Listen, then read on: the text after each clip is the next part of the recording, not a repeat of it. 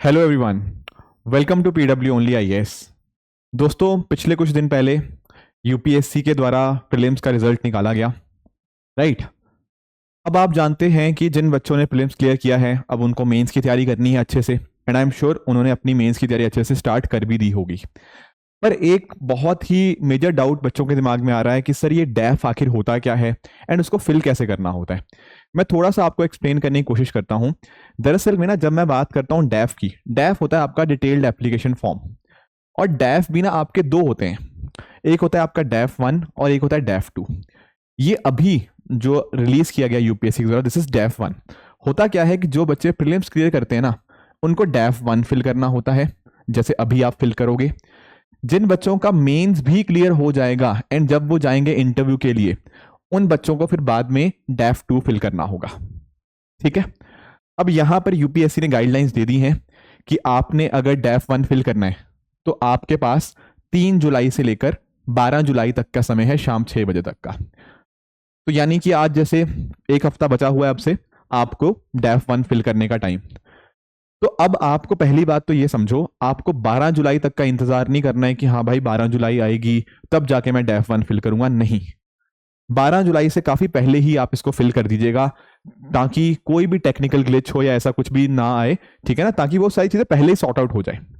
और ऊपर से आप नोटिस करो यार, आपको लोगों को भी आंसर राइटिंग वगैरह करनी है, कई बार ऐसे दिमाग में रहता है कि यार डैफ भी तो भरना है, डैफ भी तो भरना है। हालांकि है बिल्कुल छोटा सा काम, पर दिमाग में ना कई बार वो स्ट्रेस बन जाता है कि यार अभी तो डैफ ही मुझे भरना है, तो पूरा ध्यान नहीं लग पाता आपका आंसर राइटिंग और मेंस की तैयारी के अंदर।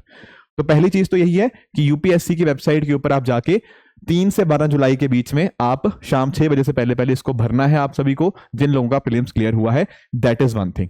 अब आजकल पिछले 2 दिनों में ना बहुत सारे बच्चों की क्वेरीज आई थी कि सर क्या क्या होता है डैफ 1 के अंदर, कैसे कैसे भरे हॉबीज वगैरह। पर देखो, पहली चीज मैं बताऊं, डैफ 1 के अंदर हॉबीज वगैरह होती ही नहीं है।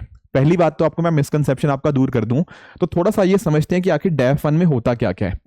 जैसे आप लोगों के सामने एक सैंपल डैफ है, मैंने यहाँ पे डिटेल्स हटा दी हैं। तो होता क्या है ना, इस डैफ के अंदर आपको बहुत ज्यादा डिटेल वाली चीजें नहीं पूछी जाती। ऐसा नहीं होता यहाँ पे हॉबीज, एकेडमिक करिकुलर्स और बाकी चीजें, स्पोर्ट्स, लीडरशिप, वो सब आपके आते हैं डैफ 2 के अंदर। वो आप तब भरोगे जब आपका मेंस क्लियर हो जाएगा। अभी प्रीलिम्स क्लियर हुआ है, यहां पर जो यूपीएससी जो पूछता है ना हमारे से, वो बहुत ही कुछ ना बेसिक फैक्ट्स पूछता है, समझ रहे हो। जैसे आपकी एकेडमिक चीजें क्या है, मैं आपको थोड़ा सा एक आइडिया देता हूं। एक होती है आपकी पर्सनल इंफॉर्मेशन। क्या होती है सर? एक होती है आपकी पर्सनल इंफॉर्मेशन, जहां पर आप अपनी डिटेल्स वगैरह बताओगे। उसके अलावा आपकी होती हैं एजुकेशनल, एजुकेशन से संबंधित जो भी आपकी इंफॉर्मेशन होती है, plus at the same time आपके जो पेरेंट्स के रिगार्डिंग इंफॉर्मेशन हो गया, आपकी एम्प्लॉयमेंट के रिगार्डिंग इंफॉर्मेशन हो गया, ठीक है, कहाँ कहाँ पे आपने काम किया है।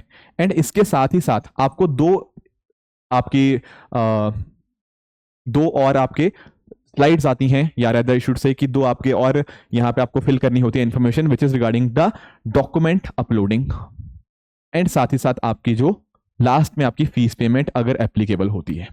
तो ये कुछ चीजें होती हैं, एंड यहाँ पर बिल्कुल ये 15-20 या आधे घंटे का ही टोटल प्रोसेस होता है, बहुत ज्यादा लंबा प्रोसेस है ही नहीं दरअसल में। यहाँ पर ना आपकी ज्यादातर चीजें ऑटो पॉपुलेटेड होंगी। आप लोगों ने जब स्टार्टिंग में फॉर्म फिल किया था तो ये सब डिटेल्स तो आपने दे ही रखी थी, डेट ऑफ बर्थ हो गया या बाकी और चीजें, तो ये ऑलरेडी फिल होके आ रखी होंगी। तो यहां पर ना आप चेंजेस कर पाओगे एंड ना ही यहाँ पे आपको यहाँ पे कुछ ऑप्शन होता है। फिर यहाँ पे आप लोगों से एड्रेस वगैरह पूछा जाता है, तो आप उस एड्रेस को अपने फिल कर सकते हो। सिमिलरली जेंडर वगैरह तो आपके ऑलरेडी ही स्टार्टिंग से ही होता है, एंड सिमिलर बाकी चीजें भी, आपकी मदर टंग, ये ऑटो पॉपुलेटेड ही होके आता है। इसके बाद जो और चीजें यहाँ पे हमें देखने को मिलती हैं वो यहाँ पे, जैसे फॉर एग्जांपल आप इसको नोटिस कीजिएगा। इसके साथ ही साथ आप कुछ और डिटेल्स, जैसे फॉर एग्जांपल यहाँ पर आपका आ जाएगा विद रिगार्ड्स टू, अगर आप ओबीसी कैंडिडेट हैं तो इसके ऊपर आपकी इंफॉर्मेशन कि अगर मान लीजिए अगर आप ओबीसी कैंडिडेट हैं तो उसके लिए आपका एक सर्टिफिकेट होना चाहिए, उनका फुल एड्रेस इशूइंग अथॉरिटी का। सिमिलरली अगर मैं बात करूं यहाँ पर जिस कास्ट से आप बिलोंग करते हैं वो जानकारी हो गया, एंड बाकी और चीजें भी आप यहाँ पे देख पाओगे। इसके साथ ही ना देखो, जो स्टूडेंट्स तो अगर मान लीजिए अनरिजर्व्ड या फिर ओपन कैटेगरी से हैं, उनको यहाँ पे बहुत ज़्यादा चीज़ें फिल करने वाली बात नहीं है, बट यहाँ पर जो पर्सन विद बेंचमार्क डिसेबिलिटी हैं उनको यहाँ पे अपनी पूरी डिटेल्स देनी पड़ेंगी, अपना सर्टिफिकेट नंबर मेंशन करना पड़ेगा कि कितने किस तरह की डिसेबिलिटी है एंड क्या परसेंटेज डिसेबिलिटी है, 10%, 40%, वो सब चीज़ें। तो उनके अथॉरिटीज़ का भी नाम एंड अकॉर्डिंगली क्या यहाँ पर आपको जो स्क्राइब चाहिए वो कमीशन की तरफ से होना चाहिए या आप अपना खुद का स्क्राइब लाना चाहते हैं, राइट। ये सब चीज़ें यहाँ पे पर्सन विद बेंचमार्क डिसेबिलिटी के रिगार्डिंग ये सारी इंफॉर्मेशन होती है। साथ ही साथ ना यहां पर आप नोटिस करोगे आपको यहां पर ना, ये तो पुरानी इंफॉर्मेशन है पिछले साल की, तो पिछले सालों में ना आपको इंफॉर्मेशन आती थी कि क्या आप मेंस का एग्जामिनेशन सेंटर चेंज करना चाहते हो, क्योंकि ये कोविड-19 पैंडेमिक के टाइम का है। पर अब यहां पर ये सब इंफॉर्मेशन नहीं आती क्योंकि ये सब चीजें आपने ऑलरेडी फिल कर रखी होती हैं। यहाँ चेंज का ऑप्शन अब नहीं आता कि आप अपना मेंस का सेंटर जो आपने स्टार्टिंग में फिल किया था ना, आपको वही फिल करना होता है, इसको चेंज करने का ऑप्शन आपको नहीं मिलेगा। Plus at the same time जो आपके मीडियम होगा पेपर 1 से पेपर 5 का, एसए जीएस का, वो भी यहां पे आप अब चेंज नहीं कर सकते।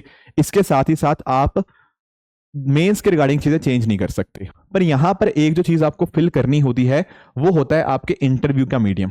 इंटरव्यू का मीडियम मतलब कि आप इंटरव्यू किस चीज में देना चाहते हैं, क्या आप हिंदी में देना चाहते हैं, इंग्लिश में, या किसी और लैंग्वेज के अंदर।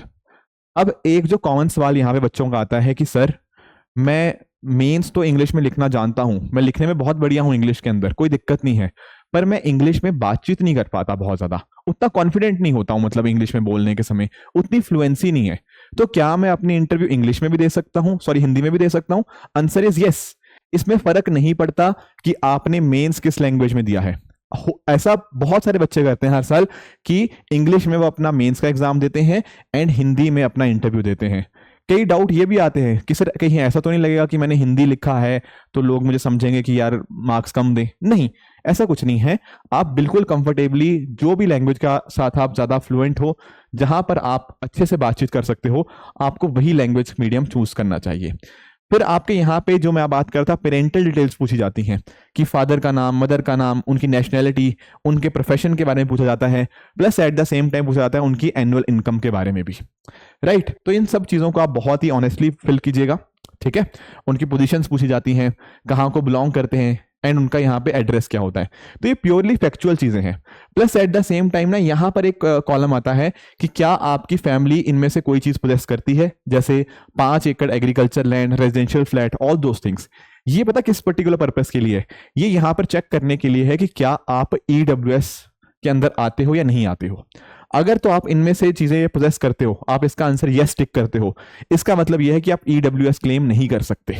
बट अगर आपने ईडब्ल्यूएस ऑलरेडी भरा हुआ है अपनी कैटेगरी के अंदर, जो पहले हमने देखा, तो वहां पर आपका आंसर यहाँ पे नो होगा। क्यों? क्योंकि ये सब अगर आपके पास होगा तो आप फिर ईडब्ल्यूएस कैटेगरी में नहीं आओगे, राइट। तो ये सब चीजें हैं। Plus at the same time यहां पर आपसे पूछा जाता है कि आपके पास क्या प्रॉपर एजुकेशनल क्वालिफिकेशन है या नहीं है। बेसिकली वो आपकी ग्रेजुएशन की बात कर रहा है।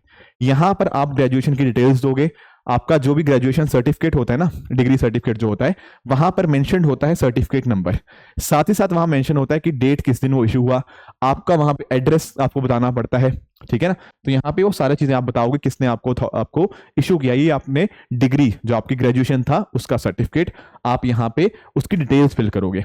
आगे मैंने बताया था ना कि आपको फॉर्म, आपको इसके साथ कुछ चीजें अपलोड भी करनी होंगी। तो one of the thing will be कि आप अपनी यहाँ पे डिग्री का सर्टिफिकेट भी अपलोड करोगे लेटर पार्ट के अंदर, बट अभी यहाँ पे आपको डिटेल्स देनी होंगी।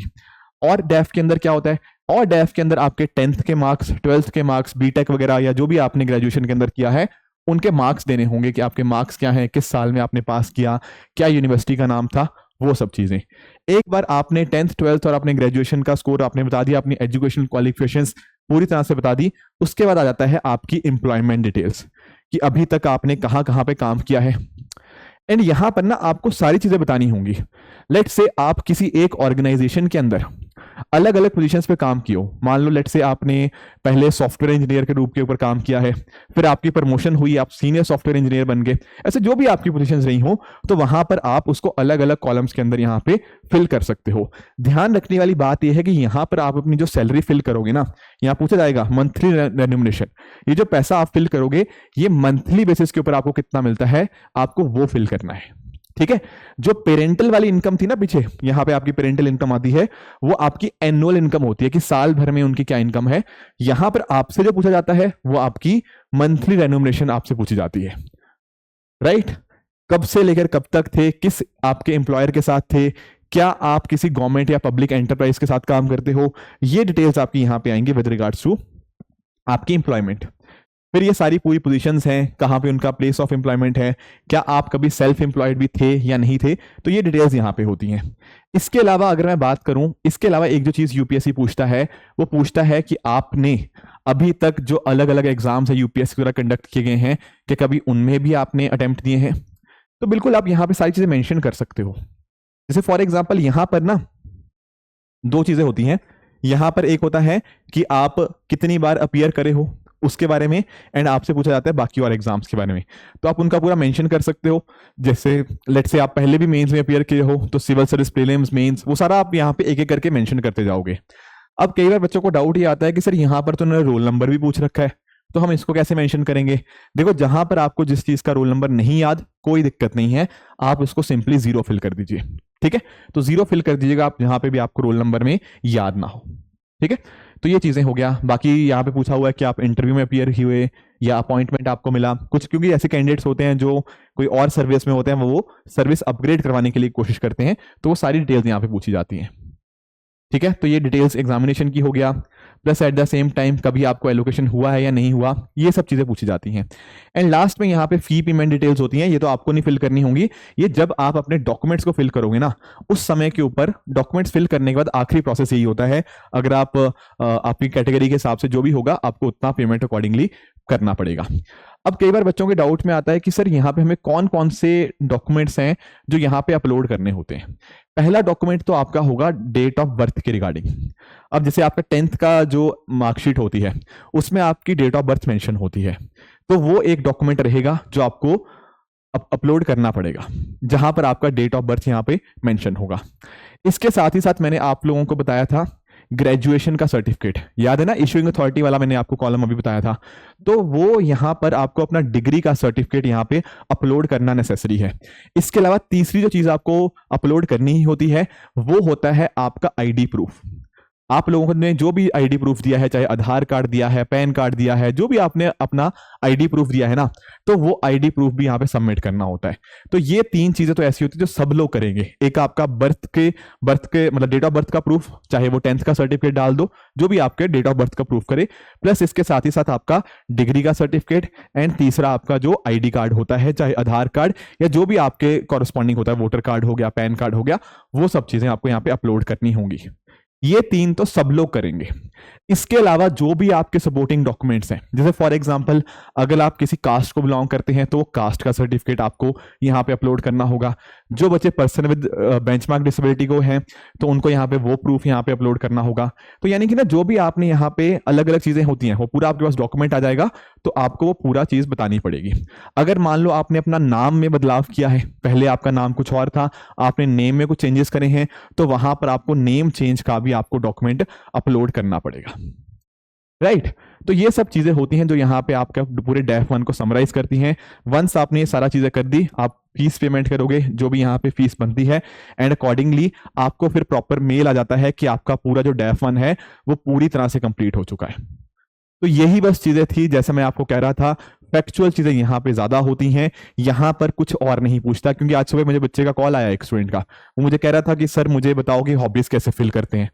तो मैंने उसको समझाया कि भाई वो DAF 2 में आएगा, that will be after mains. Prelims के बाद जब आप क्लियर करते हो, तो बिल्कुल आपको फैक्चुअल चीजें होती हैं, आपको बस यही फिल करनी होती है। अगर आपका मेंस क्लियर होगा, तब फिर हाँ, आपको थोड़ा टाइम लेके सोचना पड़ेगा कि हॉबीज में क्या भरूं, अपने अपने एकेडमिक्स में, लीडरशिप पोजिशन में क्या भरूं, और एक्टिविटीज के अंदर क्या क्या चीजें भरनी है, ठीक है। अब ध्यान रखने वाली बात यह है कि जब आपका इंटरव्यू होता है ना, तो जो आपसे इंटरव्यू लेंगे, तो उस समय के ऊपर DAF 1 और DAF 2 दोनों होते हैं, तो ये भी आपका वहां पे जाता है, ठीक है। बाकी DAF 2 के अंदर डिटेल्स तो होती हैं, बट ये भी साथ साथ में ही यहाँ पे आपका देखने को मिल जाएगा, क्योंकि जो आपकी एम्प्लॉयमेंट डिटेल्स और बाकी चीजें हैं वो यहीं पर आपकी होती हैं, तो ये डॉक्यूमेंट भी वहां तक पहुंच जाता है, ठीक है, तो बहुत ही अच्छे से भरिएगा, बिल्कुल सच्चाई के साथ भरिएगा, कोई झूठ बोलने की जरूरत नहीं है कहीं पे भी डैफ में। यहाँ तो ऑप्शन ही कम है वैसे, पर वैसे भी आपको डैफ के ऊपर झूठ नहीं बोलना चाहिए।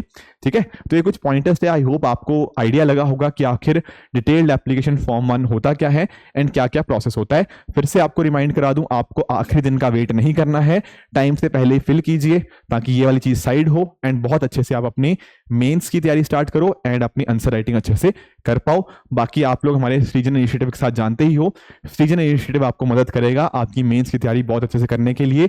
जिन बच्चों का प्रीलिम्स क्लियर हुआ है उनके लिए सृजन इनिशिएटिव पूरी तरह से फ्री है, नीचे डिस्क्रिप्शन में अंदर उसका लिंक भी दिया हुआ है, आप वहां जाके उसको ज्वाइन कर सकते हैं। Thank you very much.